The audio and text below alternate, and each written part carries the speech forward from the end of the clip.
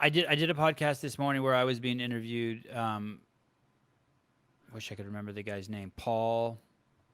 He's out of Qatar. Anyway, he asked me, "Are you raising your kids the same way that your parents raised you?" And I said, "Only 50%. The other 50% I'm doing totally different." They go, "What is that 50%?" I said, "My parents believed in me and they gave me fucking crazy love.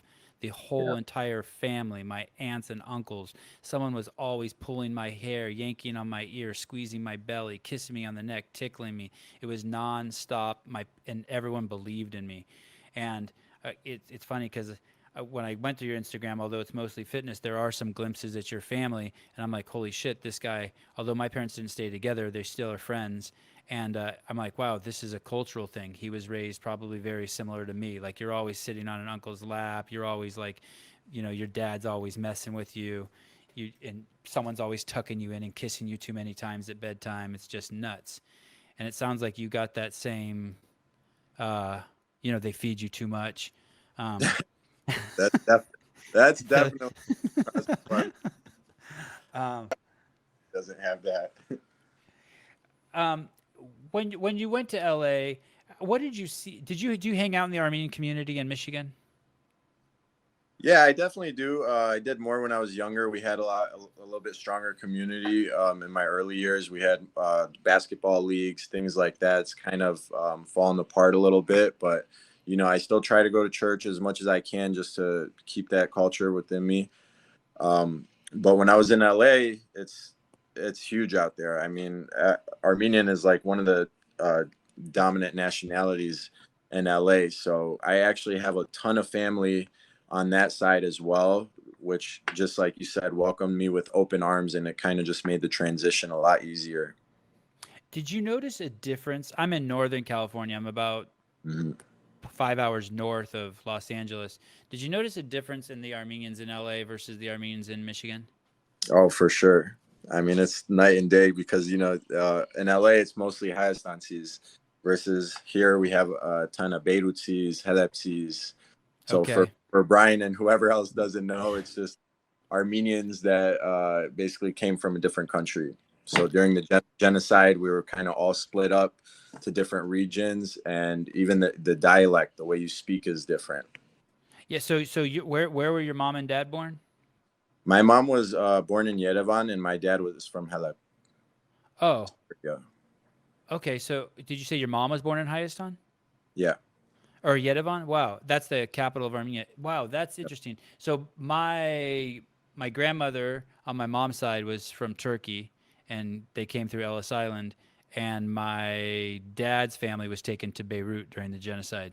They Yep. escaped on French ships or English ships.